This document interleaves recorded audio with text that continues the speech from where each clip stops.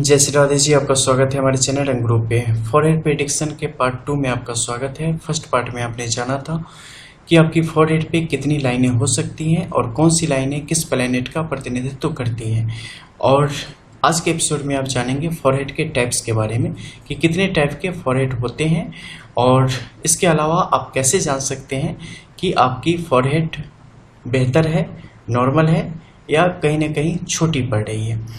First तस्वीर जो आप देख पा रहे हैं उसमें आप देख रहे हैं कि आईब्रोज वाला जो हिस्सा है वो बाहर की तरफ है, लेकिन जो ही हम ऊपर की तरफ चलते चले जाते हैं बिल्कुल स्लोपिंग होती चली जा रही है, यानी कि ढलवा होती चली जा रही है, पीछे की तरफ चलती चली जा रही है। एक प्लेट होती है, सेकंड जो प्लेट होती है उसमें आप देखेंगे कि आईब्रोज का हिस्सा और उसके ठीक ऊपर का जो हिस्सा होगा ना, एक अंगुष्ठ बराबर जो हिस्सा होगा वो बिल्कुल उसी धारा में होगी और धीरे धीरे हल्का हल्का कर्व होना शुरू होगी और पीछे की तरफ लास्टली चलती चली जाएगी।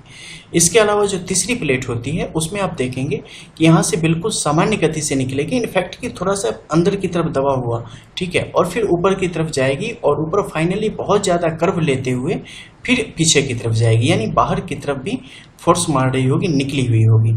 मुख्य तौर पे 3 प्लेट होते हैं जिसपे सारे लोगों की मस्तिष्क का बेस यही होता है। हाँ, सेकेंडरी इसमें आमूलचूल परिवर्तन कहीं भी दिख सकते हैं।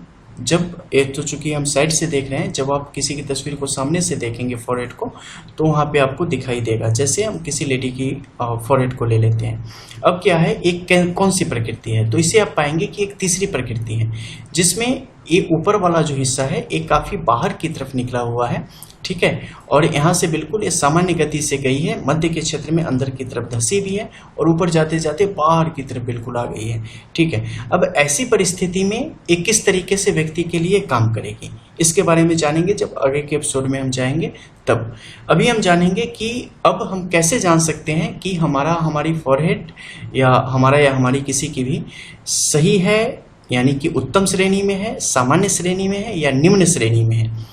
उत्तम मतलब चौड़ी मस्तिष्क, सामान्य मतलब एवरेज, एंड निम्न मस्तिष्क यानी कि छोटी फॉरहेड की कंडीशन। तो उसके लिए अगर किसी भी स्त्री की बात होगी तो देखो कुछ चीज़ों को ध्यान रखना। लड़कियों की जब भी बात होती है तो क्या होगा, उनका ये वाला हिस्सा ना यहाँ तक बाल आ जाते हैं, कई दफ़े बहुत सारे लोगों के यहाँ भी बाल आ जाएंगे, ठीक, और बीच में छोटी सी है मस्तक हो जाएगी यहाँ पे। तो 3 अंगुल यानी कि अपने 3 उंगली लेके आपके आईब्रोज और ऊपर वाले जो हेयर हैं बाल, इन दोनों में टच न करें और तीनों आपके आईब्रोज के इस सामने से लेके इस सामने तक पूरे में आगे की तरफ करके देखना। अगर आ जाते हैं बिना एक दूसरे के संपर्क में आए हुए तो ये आपकी सबसे उत्तम श्रेणी की मस्तिष्क है, यानी कि जिसे आप चौड़ी मस्तिष्क कह सकते हैं। और इससे ज़्यादा भी अगर हो तो और उत्तम है, लेकिन 5 से ज़्यादा चौड़ी अगर हो जाती है तो फिर वो मुश्किल है, फिर वो आपके भाग्य की हानि करने वाली हो जाती है, ठीक है। और 3 से कम जब हो जाएगी तो एवरेज हो जाएगी, और 2 तक आ जाएगी तो आपकी निम्न मस्तिष्क की स्थिति हो जाएगी। जहाँ पे बाल टच करने लगे उससे ऊपर का मत गिनना, ठीक है, उससे ऊपर जो लाइंस होगी बस वो काम करेगी। मस्तिष्क की श्रेणियाँ में आपकी मध्यम या निम्न में आ जाएगी, चौड़ी में उसकी गिनती नहीं होगी। वहीं जब हम बात करेंगे किसी पुरुष की तो उस स्थिति में उन्हें देखना पड़ेगा कि इस मध्य के क्षेत्र में उनकी कितनी उंगलियां आती हैं बिना आईब्रोज और बिना ऊपर के हेयर को संपर्क किए हुए। अगर इसके मध्य में इनके 4 अंगुल पूरी तरीके से फिट बैठ जाते हैं तो आपकी उत्तम श्रेणी की मस्तिष्क है। अगर अंगुष्ठ भी आ जाता है, यानी कि थंब भी आपका आ जाता है और बालों से संपर्क उसका नहीं होता, तो ये उत्तम में भी और बेहतर स्थिति आपके लिए पैदा करती है। लेकिन जब उससे ज़्यादा हो जाएगी ना, तो एक तो गंजे हो सकते हो आप, और दूसरी दुर्भाग्य का कारण बनता है वो, ठीक है। तो ऐसी स्थिति ना हो तो अच्छी है। इसके अलावा आपकी अगर 4 से कम 3.5 तक आ रही है तो एवरेज में उसकी गिनती फिर हो जाएगी। अगर 3 तक आ रही है तो छोटी मस्तिष्क में उसकी गिनती हो जाएगी। अगर आपके भी भौरे यहाँ पे बन रहे हो तो इस वाले एरिया को छोड़ के और यहाँ से लेके यहाँ तक जब उंगलियाँ पास हो जाए तो उसे गिनती करना, तो वहाँ से आपको इसके बारे में समझ आ जाएगी। तो इसके द्वारा आप जान सकते हैं कि आपकी मस्तिष्क चौड़ी है या नहीं, क्योंकि देखो प्लेट का भी बड़ा असर होता है। अगर बड़ी प्लेट है यानी कि चौड़ा मस्तिष्क है तो आपके लिए निश्चित तौर पर शुभ फलकारक होता है। हालांकि वो एक श्रेणी में हो तो अंतहीन हो जाए तो फिर वो गलत हो जाता है, अति सर्वत्र बढ़ जाते, ठीक है, अति वहाँ पे नहीं होनी चाहिए। इसके अलावा ढलवा स्थिति और एक सामान्य कर्व और एक आगे की तरफ निकला हुआ, इन तीनों में से किसकी स्थिति बेहतर होती है? निश्चित तौर पे जो स्लोपिंग वाली सिचुएशन होती है वो हमेशा किसी भी जातक के लिए काफ़ी बेहतर माना जाता है। और अगर यहाँ पे अच्छी लाइंस हो तो वो और भी ज़्यादा सोने पे सुहागा हो जाता है। जो ऐसी सिचुएशन होती है, इस सिचुएशन में आपको लाइन के भी भरोसे होना पड़ता है, और लाइन कहीं से भी अगर टूटी होती है तो उसका असर आपके जीवन पर आता है। लेकिन जो बाहर की तरफ निकला हुआ होता है, वैसी स्थिति में उनका गौर आप करना कि खासकर शुक्र वाला और शनि वाली जो उनकी रेखा होती है वो निश्चित तौर पे होती है, बाकी सारी रेखाएं हो या ना हो।